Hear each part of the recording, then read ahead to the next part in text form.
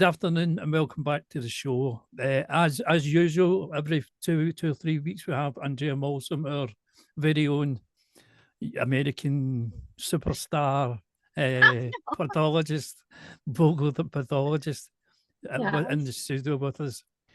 And it's going to be a little different this week because I'm going to talk about me, my favourite subject.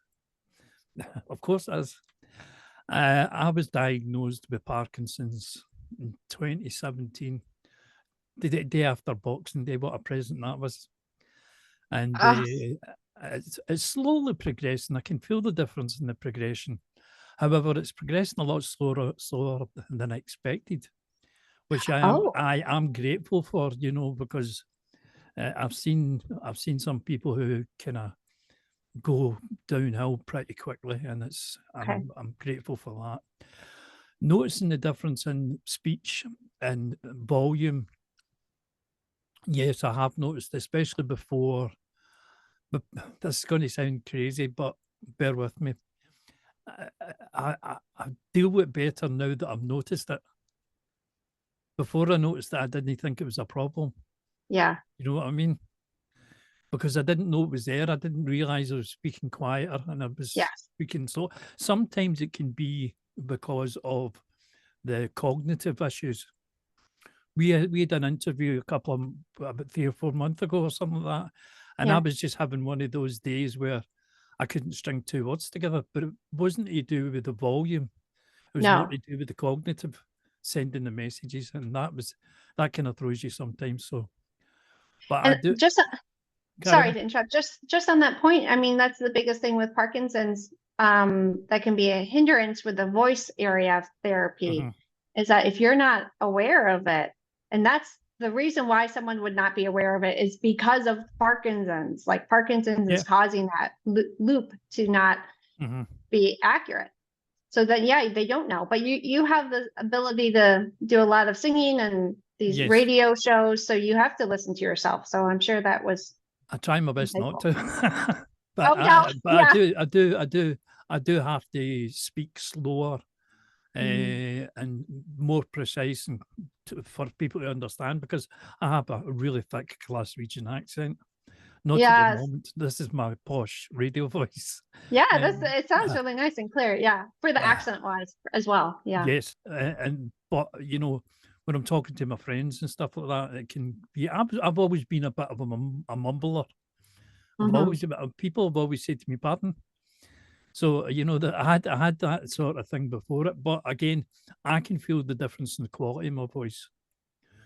I'm losing some of the quality of my voice, singing voice, because and I'm really fortunate because I get a chance to sing every week. So, and I get to practice every day.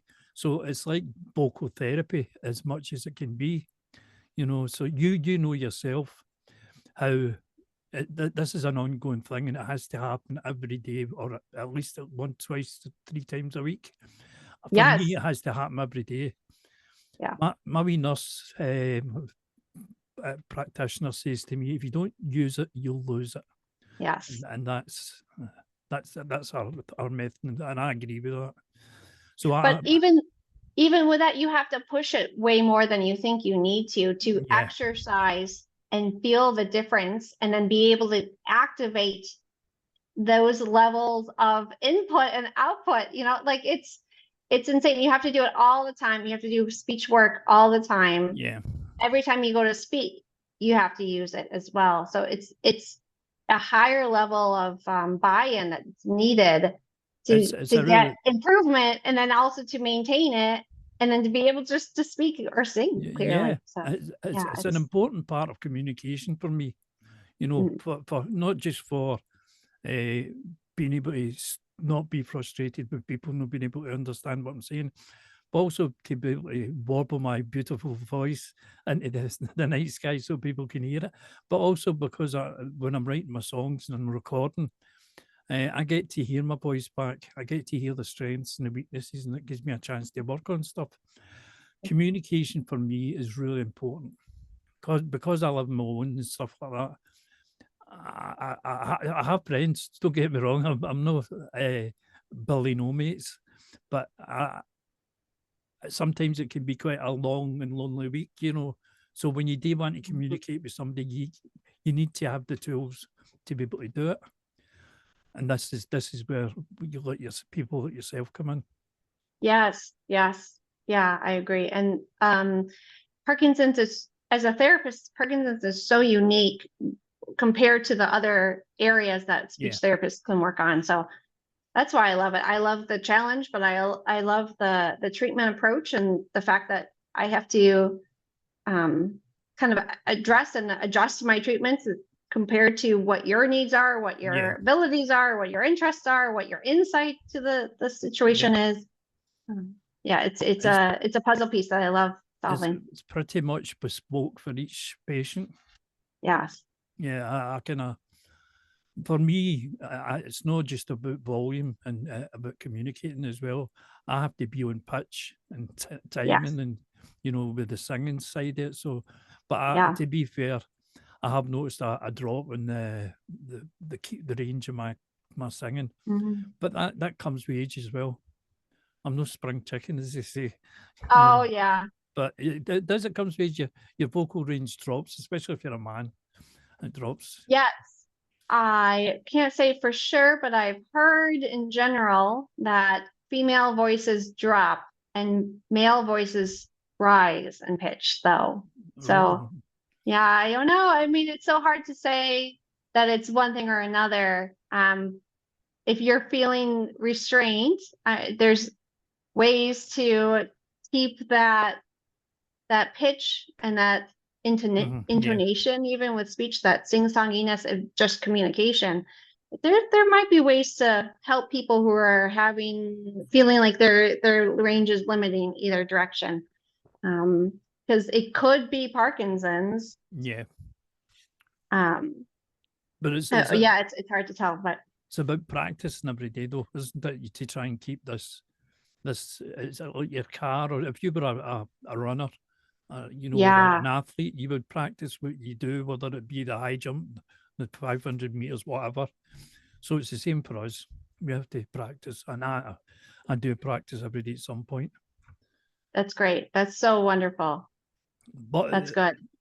What I was going to say was, you know, if you as a person feel that you're getting people coming up to you and saying pardon quite a lot, or they're saying I can't hear what you're saying, take it on board and get it checked out. Go to your primary care and get referred to a speech therapist. Is this here, or a vocal pathologist if you're in the USA. I have noticed a difference in audio for me as well. I have had tinnitus in this ear. That's my left ear for a long time. My own fault, because I played in bands and stuff like that, and we usually have guitarists at that side. So they're usually up full blast because they like to hear themselves. So I've had like it's just like noise in my ear for a long time, and I've learned to cope with it. But I've noticed that the volume in the TV and stuff like that's gone up slightly and stuff. And my brother came in the other week and said to me, I'd switched the television on. He said, and it was booming. I went, I can't. I need to go and get that checked out. Yeah. So just like anything, the eyes, the hearing, you know, the whole body, the skin, because I know with Parkinson's, we're more at risk for skin cancer. Absolutely. Like, there's a lot. Yeah, there's a lot that you need to be on top of, and it's overwhelming. There's a lot of resources out there. But to your point about if anyone has experienced more people asking them to repeat or saying pardon, imagine being able to kind of readjust their voice at that small impairment level to get them better at that point versus when the voice is very obviously lower and flatter. It's harder to regain all of that ability. It's possible, but it's so much easier to maintain what you have, use it or lose it kind of aspect as well in that concept. I think for me, I tend to, what I do now is if somebody's speaking to me and they say, sorry, I didn't hear what you said, I take a moment to take a breath and slow down.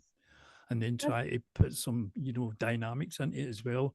Like you said to me, I think it was right at the beginning, if I come up to you and speak to you and said, I really enjoyed the party, you're not going to be enthusiastic about it. You go, it doesn't sound as if you liked it, but if I go, I really liked the party, you know, Right. that's the difference in between that, and that makes other people engage with you more.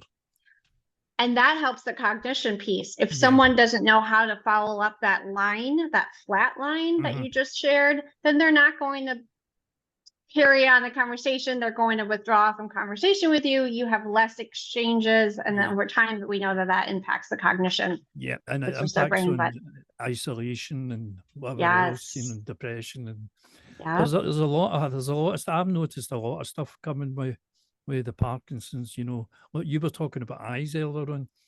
My vision goes just before medication time, and I can't read. really. Yeah, but I only haven't for heard that before. only for about 20 minutes to the medication kicks in, then it just comes back like that.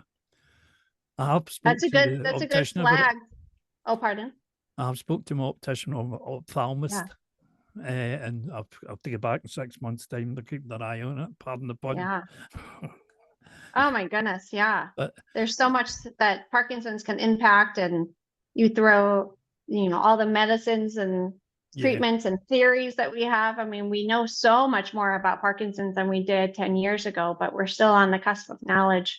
We're gaining knowledge, but there's so and then much there's to just find so out. much so much to find out, but also everybody's a little different. We talked about that in the beginning of this session, like everybody's different. But I would say with that, yes, everyone's different and the treatments might look different, but we know 80% of those with Parkinson's have issues with voice and intonation, loudness, quality, even swallowing, saliva management, all of that. We know that the incident rate is high at some point in their progression. So it's, again, I'm going to say it again, because the thing is, if you can manage some of it, if you've got dry skin, you'll moisturize. So if you get problems with speaking, then get to see a therapist and get it sorted. Well, thank you very much. We shall be back in 2 weeks' time. Yeah, wonderful. I look forward to it. Thank you so much for having me.